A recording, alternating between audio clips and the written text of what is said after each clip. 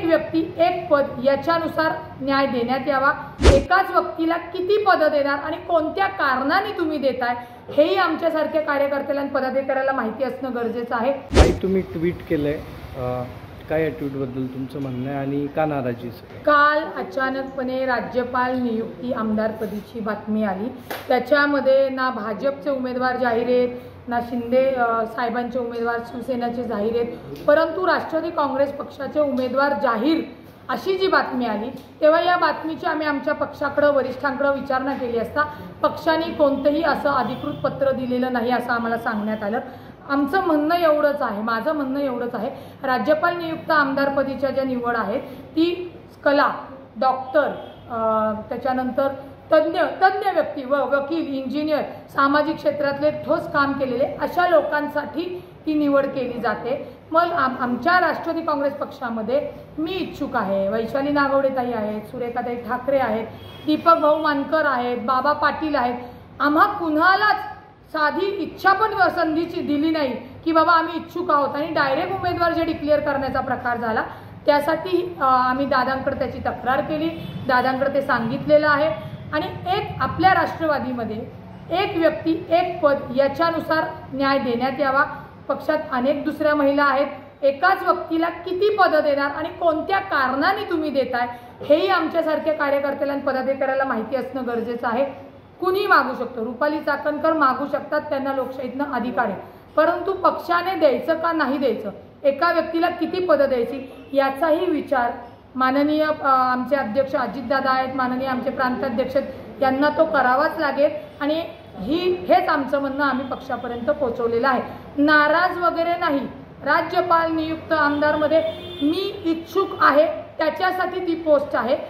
माझं जे राष्ट्रवादीमध्ये अजितदादांनी एक बहीण म्हणून ज्या पद्धतीने पक्षामध्ये घेतलं त्यामुळे नाराज वगैरे आम्ही होत नसतो, आम्ही कामानेही सक्षम आहोत आणि जी काही चुकीची पद्धत होत असेल तर ते आम्ही आमच्या दादांना सांगून सर्व महिलांना कसा योग्य न्याय मिळेल ते आम्ही दादांपर्यंत पोहोचवलेलं आहे। रुपाली चाकणकरांचं म्हणणं आहे मी सामान्य कार्यकर्ती आहे, चळवळीतून आलेली आहे, ज्यांनी हे विरोध केला आहे त्याला मला प्रतिक्रिया द्यायची गरज भासत नाही आणि मी खडकवासल्यामधून इच्छुक आहे। एक लक्षात घ्या, त्या ज्या चळवळीतनं आले त्याच्या आधीपासून आम्ही पक्षामध्ये काम करतोय।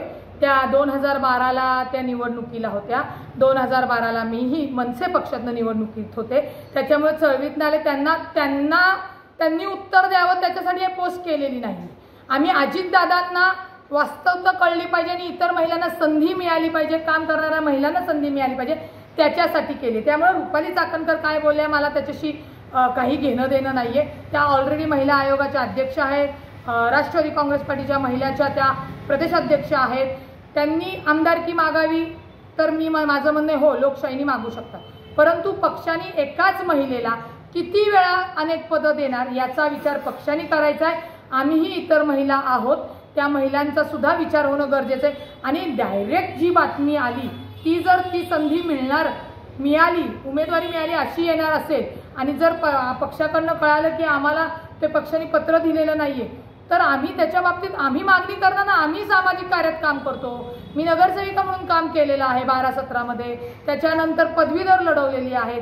प्रत्येक महिला चळवळीतनं नाही संघटनेतनं आणि काम करूनच मोठी होते। मग एकाच व्यक्तीला अनेक पदे देण्याचं कारण काय हे पक्षाने आम्हाला सांगावं का आम्हाला ते कारण जर पटलं नाही तर आम्ही आमच्या गोष्टी नाराजीचा सूर सांगू, जर आम्हाला त्या पटल्या तर आम्ही एक्सेप्ट करू। त्यामुळे चाकणकर वगैरेंना विरोध वगैरे नाहीये, आमच्या काम करणाऱ्या सक्षम माता भगिनींना न्याय मिळावा, त्यांना संधी मिळावी त्याच्यासाठी आहे। जर संधी मिळाली तर तुमचा वेगळा विचार असणार आहे काय?